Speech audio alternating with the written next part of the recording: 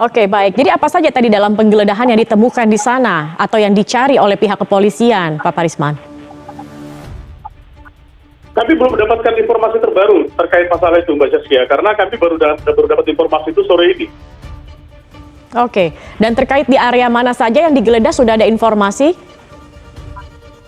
Justru kami juga belum mendapatkan informasi sedetail itu, Mbak, masalah wilayah di daerah mana saja yang digeledah. Hanya kami mendapatkan informasi juga dari media bahwasanya telah terjadi penggeledahan di wilayah di sekitar Al Zaitun.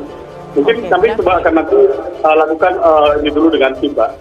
Berarti artinya belum ada permintaan izin untuk menggeledah di Pondok Pesantren Al Zaitun, begitu Pak? Sejauh ini ke kami belum ada, Mbak.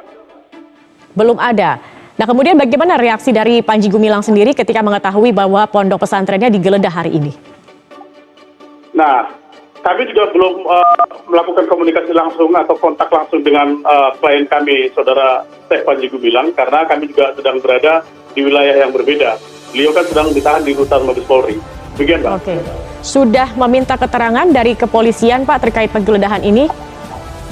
Untuk kita sedang begitu terkait izinnya dan lain-lain. Ya, kita sedang mau melakukan rapat internal untuk sore hari ini bersama dengan tim advokat daripada klien kami, Saudara Panji Gumilang. Pasca mendengar adanya penggeledahan ini, maka kami yang pertama coba menghormati dulu apa yang menjadi kebijakan tersebut. Tentu kami juga akan lakukan nanti diskusi secara internal.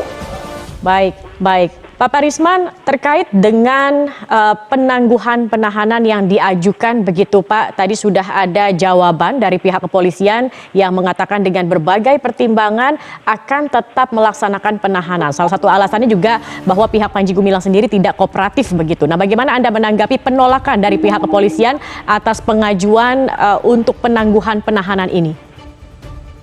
Kami pikir ya, KUHP memang mengatur untuk aturan daripada pengajuan permohonan penangguhan. Tapi sebagai bahagian daripada prosedural untuk mengajukan permohonan itu tentu kami lakukan. Terkait masalah di ACC atau tidak, ya itu berdasarkan keputusan atau kebijakan Mabes Polri sendiri, Pak. Kami akan tetap menghormati itu. Selain kami nanti akan mencoba berdiskusi secara internal untuk terkait langkah-langkah selanjutnya.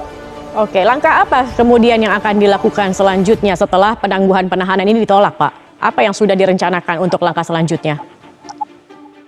Bisa saja berbagai upaya yang akan kami lakukan di proses hukum. Tentunya kan beliau masih ada 20 hari lagi ke depan sampai tanggal 21 Agustus. Nah, mungkin kami juga bisa melakukan upaya profit atau mungkin bisa juga pementaran lain-lain. Demikian, Pak. Baik, bagaimana dengan rencana untuk mengajukan pra-peradilan, Pak? Sejauh ini sedang digali dan dibahas. Tentunya kami juga tidak Mbak, hanya memang ini adalah menjadi salah satu upaya yang akan kami lakukan berdasarkan diskusi di internal sebagai advokasi daripada tim pembela atau kuasa daripada Saudara Gumilang.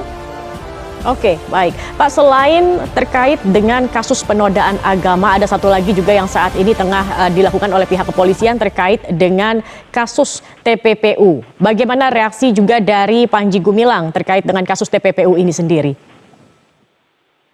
Jadi begini, Mbak ya, kita memang ini kan negara hukum ya. Negara hukum, negara pelaksana terhadap supremasi hukum ya.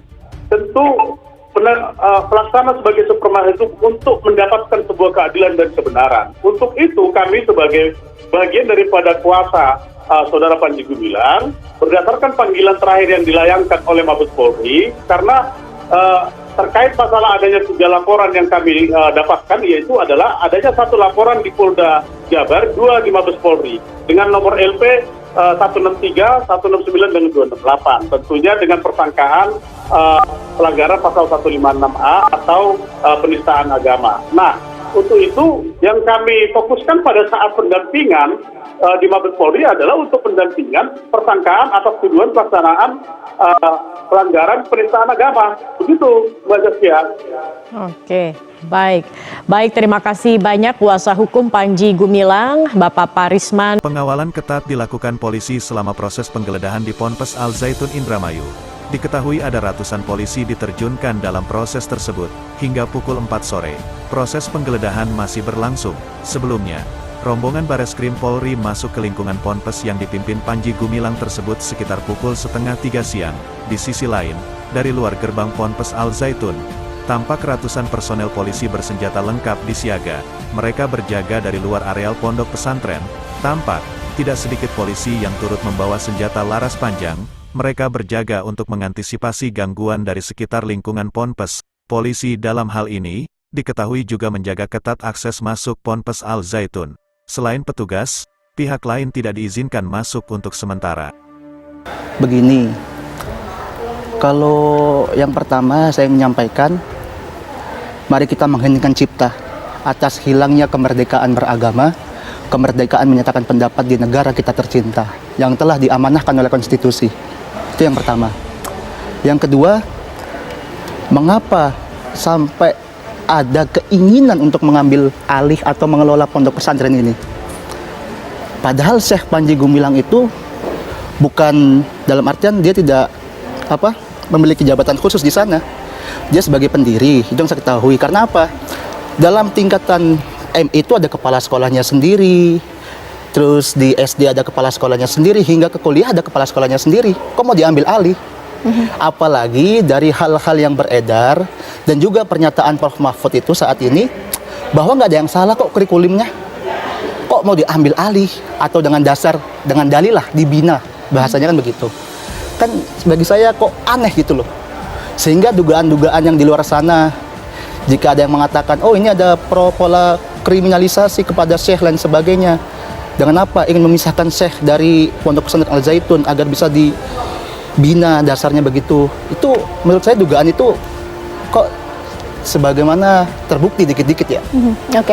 Mbak Leni boleh ditanggapi dong, tidak ada yang salah dengan kurikulumnya. Nah, bagaimana Mbak Leni? Nah, ini kan saya juga bertanya-tanya Bang Afifuddin ini di sini sebagai apa kapasitasnya? Kenapa begitu bela gitu kepada Al Zaitun? Karena sepengetahuan saya sejak saya waktu di dalam dulu, yang begitu bela kepada Al Zaitun itu adalah orang dalam itu sendiri, gitu. Update Pondok Pesantren Al Zaitun. Pemerintah pastikan pengambil alihan Ponpes dan guru serta santri. Menteri Agama, Menak Yakut Khalil Qoumas mengungkapkan bahwa terkait nasib guru dan santri Pondok Pesantren Al Zaitun akan diambil alih Kementerian Agama.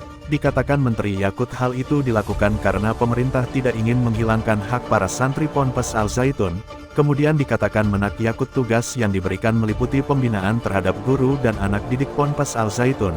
Menak Yakut melanjutkan prinsipnya bahwa pemerintah tidak mau menghilangkan hak santri, hak anak untuk bisa mendapatkan pendidikan. Karopenmas Divisi Humas Polri Brigjen Ahmad Ramadan menyebut penahanan dilakukan setelah Panji Gumilang ditetapkan sebagai tersangka dalam kasus tersebut. Panji Gumilang sendiri telah ditetapkan sebagai tersangka dalam kasus penistaan agama setelah diperiksa selama 4 jam di Bareskrim Polri. Penetapan status tersangka ini setelah penyidik Direktorat Tindak Pidana Kriminal Umum Bareskrim Polri melakukan gelar perkara dalam kasus tersebut.